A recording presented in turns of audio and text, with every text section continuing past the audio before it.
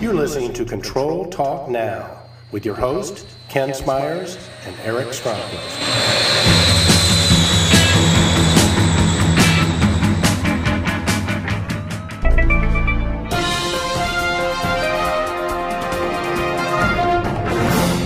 Welcome to Control Talk Now for the week ending April 7th, 2013. I'm your host, Eric Stromquist, and my co-host, the man, the myth, the legend, the man from Pittsburgh, Ken Smyers. Hey, Ken, welcome to Control Talk Now. Thank you, Eric. Glad to be here. I don't know how to continue after those great introductions there, but thank you. Well, you know what they say, if you can't be a good host, at least introduce well, and I think you're worthy of all those accolades. So, Kenny, it's about 80 degrees down here in Atlanta today. The sun's out. It was all I could do to make myself come in and actually do this show today. I'm happy for you. We're just starting to get some good weather. Not good enough, though. It's about 55, 60 degrees, I think. Yeah. Overcast, and just hasn't been that bright sun to dry outside yet. Not here in Pittsburgh. Well, great. Let's start off with our sponsor this week. Our sponsor this week is DG Logic. And, Kenny, they just do fantastic graphics packages. They sure do. And then we're going to be covering DG Logic a couple times on this episode because of the big data blog we have and some of the things coming up in the future. Got a nice surprise here. Yeah, and actually DG Logic has got a really exciting new product they have coming out, Kenny. It's called a DG in a Box, and essentially for a contractor price right around $500, it'll interface with your system and give you data visualization, data storage. So this is an exciting new product. Works with all the protocols, so we'll be covering that product and talking more about it, and hopefully we'll be able to get Eugene Mazzo, the president of DG Logics, on Control Talk. All right, so Kenny, we had FireEye was first up on Control Trends this week. It was a third in a series of webinars we posted on a video training done by FireEye, provided by our friends at Lessman Instruments. So we want to thank Mike De La Cruz and his crew for putting that together. So this was on scanners, and I thought it was very in-depth. Sure was, Eric, because it covered the old style scanners where we had the 45 UV5 ultraviolet and the 45R M4 infrared, the two technologies, and then it went through explained what a scanner does, with the frequency, the amplitude, and measuring the flame flicker, measuring the flame versus the behind it, the environment behind it, and then measuring the changes to the frequency and the amplitude. So it's and then evolving through the scanner series to the Insight, which is a very successful scanner now for FireEye. Absolutely. Now, I can't speak for down here. We don't have too many applications that Stromquist gets involved in where we actually have multiple scanners, but they did cover sort of in depth how to set multiple scanners up if you have like an industrial application. Do you guys run into that much, Kenny, up your way? We're like you. We have a lot of industry has gone to the by the wayside, but we used to do a lot of FireEye scanners. Now it's a lot of multi-burners, but they're smaller, not the big ones. But we still do get our share of them. Yes, my brother Jesse handles the FireEye mostly, and he does a good job with the FireEye product line. But we still just sell scanners in the industrial period of time where the weather here and the boilers. We had a pretty strong winter here in Pittsburgh, so we sold a lot more than last year, say, because of the weather. So, yeah, absolutely. Well, great product line, FireEye, Honeywell, the two big ones, and then we're seeing a big push, Kenny, from Siemens. It seems like Siemens has really come on the scene, if you will, especially with their double block and bleed gas valve combination. So we're seeing those more and more out in the field. Seems like they're winning at the OEM level, at least with the compact gas valves. I agree with you, yes. Cool. We saw that in the HR show. All right, so Tuesday we sort of got back on track with our HVAC. We reposted an interview I had done with Gary Weber from Belimo Air Controls. Gary is one of the finalists in the Control Trends HVAC Controls Executive of the Year, as well as the PID category. So very, very good interview with Gary.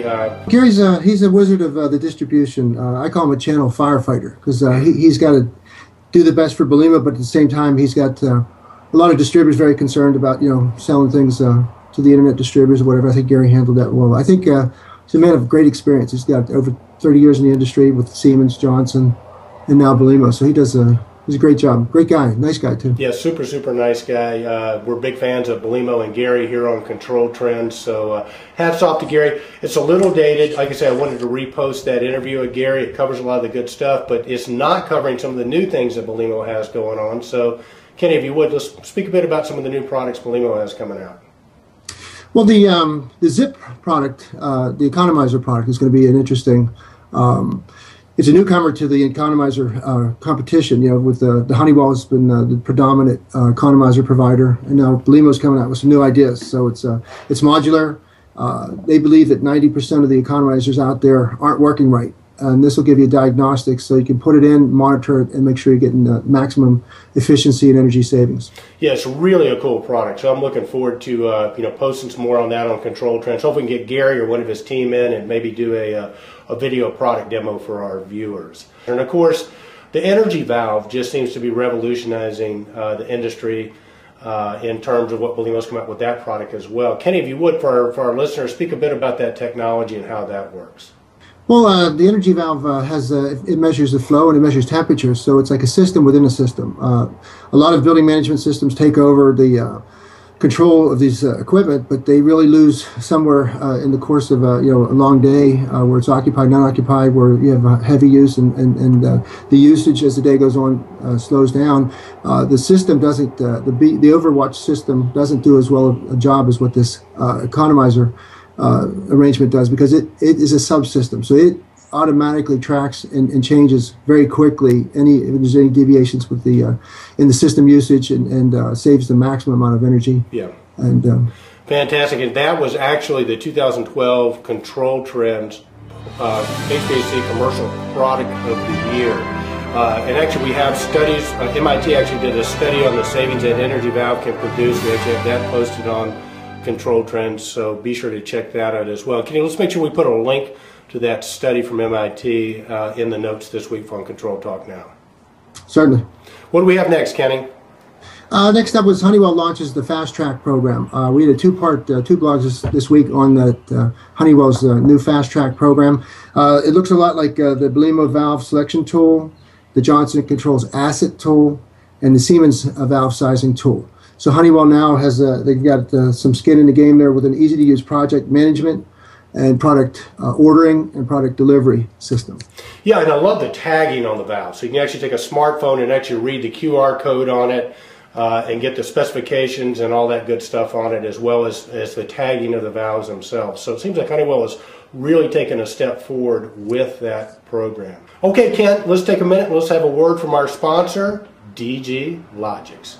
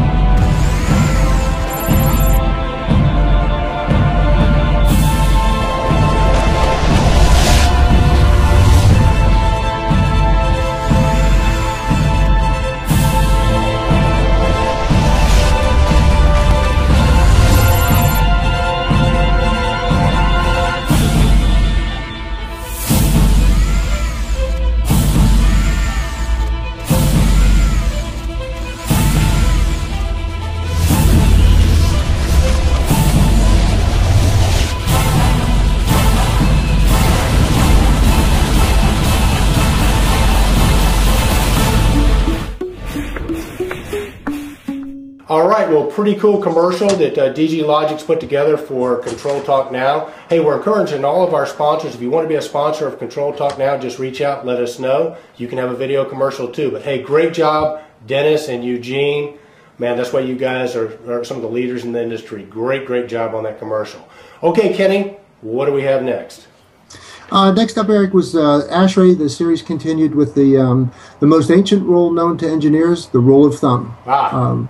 We kind of tracked discovered the ASHRAE world. Not that we don't deal with ASHRAE every day, but I got caught up with this nostalgia. We were working on some interesting thing with Control Trends, the awards and the potentiality of a museum, to document the workshops of the world and some of the things. But this we've seemed to come across like a romantic aura of antiquity with ASHRAE now.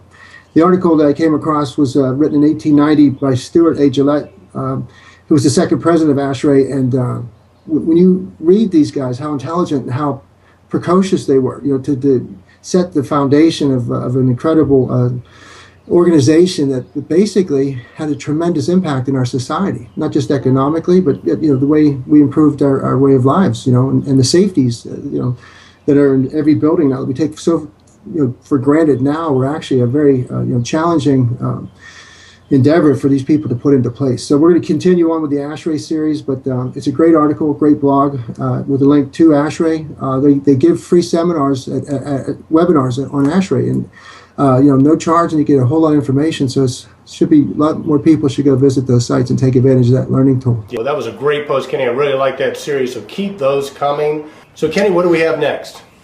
Alrighty, continuing in the industrial strain of the industry, and that just gives you an indication of just how large, encompassing the HVAC industry is. We did the product demo on the Honeywell Delphi boiler control. In fact, one of your Stromquist colleagues put that on, and it's very, very informative. But Delphi, I don't think gets as much credit for how good it is. It's it's a PLC style of controller that puts together. It's a UL packaged. It's normally for a larger application, but it's fuel air ratio for large boiler controls, and used in conjunction with the ARM 7800 and the ABC 900, which is a PLC based system. And it basically gives you maximum efficiency along your stoichiometric curve. Yeah. So at every point you're burning, you're using the optimal amounts of fuel and air. So yeah, I got to tell you, Kenny, that product to me on the industrial side is one of my favorites. I know a little bit of back history on it, but if you haven't seen that product, it is a combination of an HC9000, which is a Honeywell industrial combination PLC and PID loop controller. There's a backstory on that, but they combine that with a beautiful graphical interface and the RM7800. So basically it gives you the ultimate diagnostics. You're able to diagnose your system if it goes down. And Kenny, it's not just one curve you can program in. You can program in multiple curves, fuel air ratio curves, depending on which fuel you're using and which boiler you're using it on. It truly, to me, is a revolutionary product. We've sold, I think, 4 or 5 of them. They just work. The knock on that is that they didn't have the lead lag part out earlier on, but I understand that that's available now, so you can do the lead lag with your boilers from that panel, and you can actually interface it with your building automation system now. So those were sort of the 2 knocks on it, and I think they've got those worked out. But great product, and if you go to that post on Control Trends, you can actually sort of see it live. We have some excerpts from a demonstration, a video demonstration in there. Really, really cool product. Hey, if you're out there, we know our Control Trends viewers are all over the world, but if you're interested in that product, hey, there's a link I put at the bottom of that post. You can click on the link. It'll basically, ask for your email address and where you're located. If you're interested in getting a product demo on that, we will get you in touch with the authorized Flame Safeguard distributor in your area for that product. Don't care where you are in the world. It is a product that comes through limited distribution, as it should.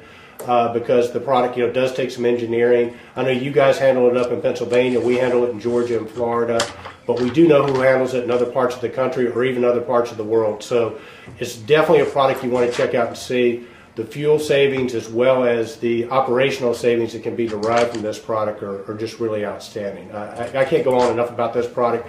If we had a Flame Safeguard Product of the Year at the Control Trends Awards last year, the Delphi would have gotten my vote. Next up, Eric, is the Haystack Connect 2013, connecting community and technology.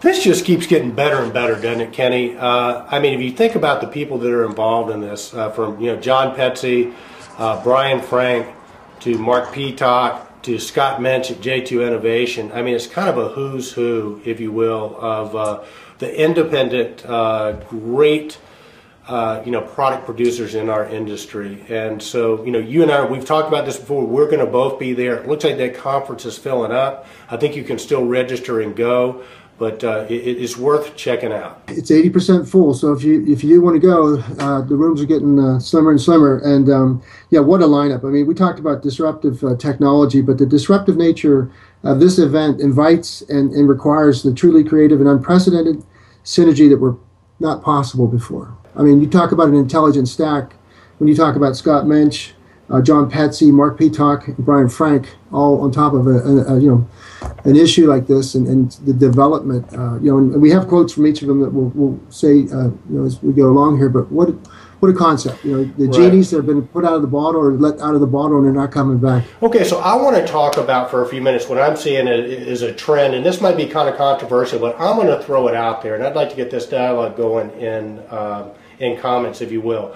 But I think we're seeing a huge shift in our industry. And if you think about it, I think it starts with two things. First of all, it starts with the fact that product life cycles are getting very short. It used to be you create a product, that product would be around for 15 or 20 years. So that's one trend that I'm seeing. I think the product life cycles are changing so rapidly that sometimes it can put some of the bigger manufacturers at a disadvantage. I'm not sure that they've sort of caught up with some of them with the rapid pace at which things are changing. That's one. The second thing that I've seen that's changed, Kenny, is the fact that we have really gone from proprietary systems to more open systems. Okay, so I think your big branch operations are suffering. I think as building owners get more educated into their options, and I think Haystack is a great place for people to get educated on this if you're a building owner. What we're finding is we're finding much smaller companies that are coming up with disruptive technologies that fit right on that open platform that give owners sort of best of breed, tons of options. Okay, so so a trend that I'm seeing, and this might sound a little self-serving, Kenny, but and maybe it is, but one of the trends that I'm seeing too is now that really the hub of all this has become your automation controls distributor. Because if you think about the guys that are coming to us, the contractors that are working with us, typically are not handling a factory direct product line.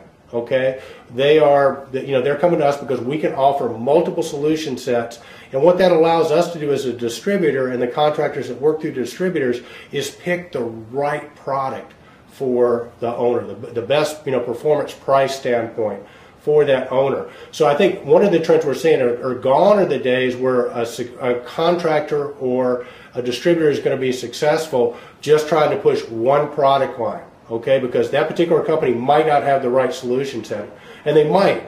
But I think we have to be successful, and our contractors to be successful. We really have to look to these diverse technologies, understand them, make sure our contractors and integrators are trained on them, so that they can offer owners the best solution. So this is a huge trend I'm seeing. I think we're right at the tip of the iceberg.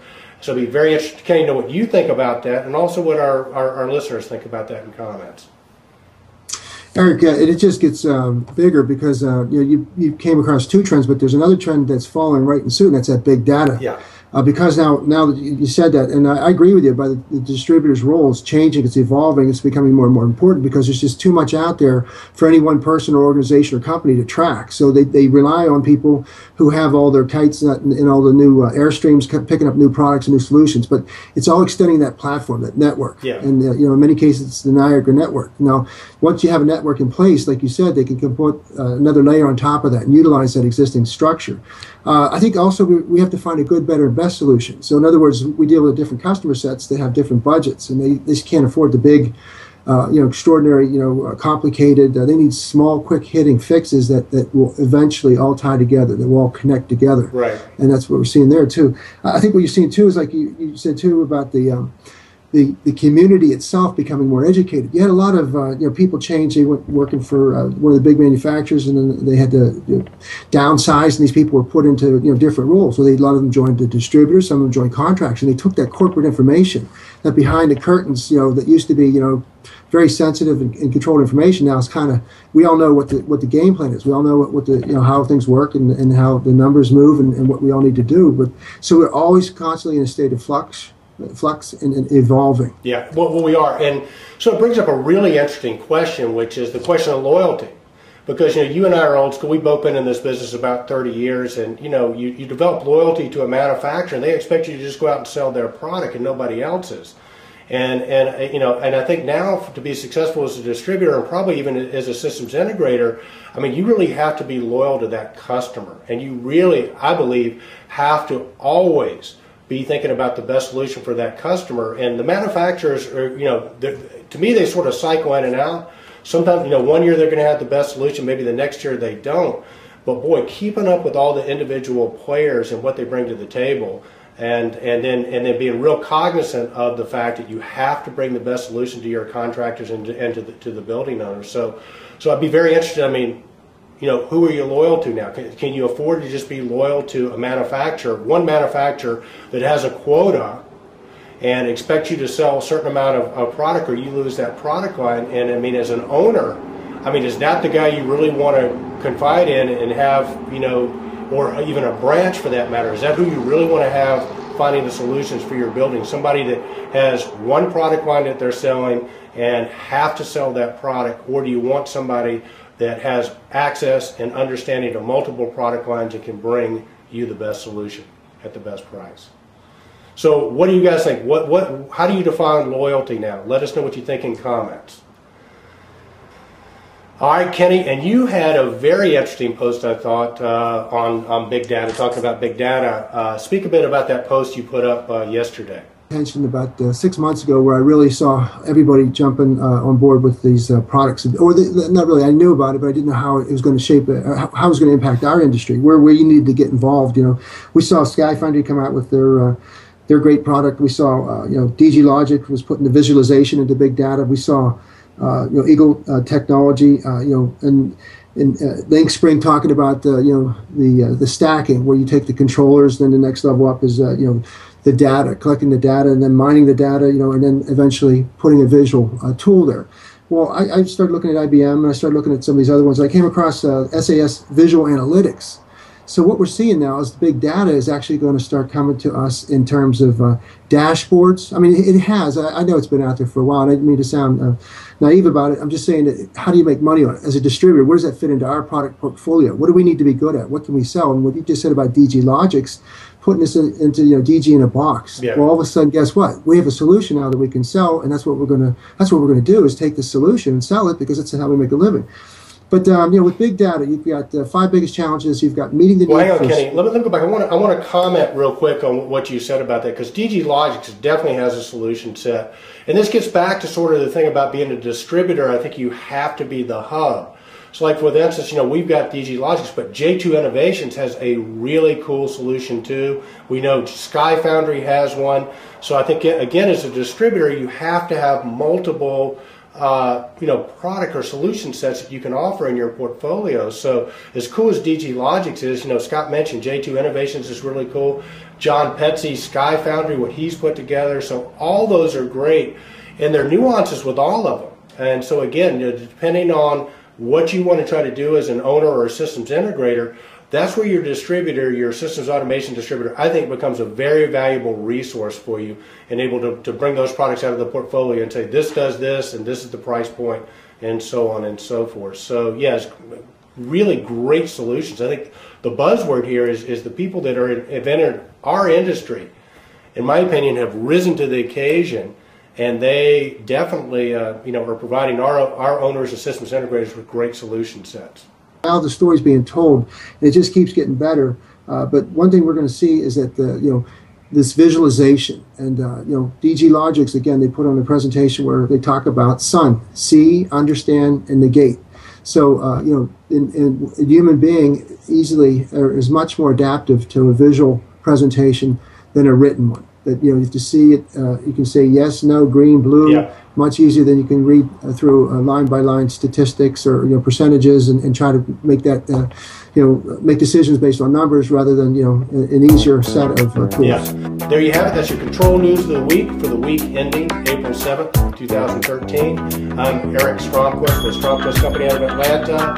You can find me on Twitter at Eric Stromquist, on LinkedIn, and next week on ControlTrends.org. All right, Eric. Goodbye from Pittsburgh, but I just want to let you know I'll be able to say you can follow me on Twitter here real soon too. Nice, so, nice. Okay. Hey, Kenny, thanks so much. Have a great week, and we'll see you next week on ControlTrends.org. Indeed.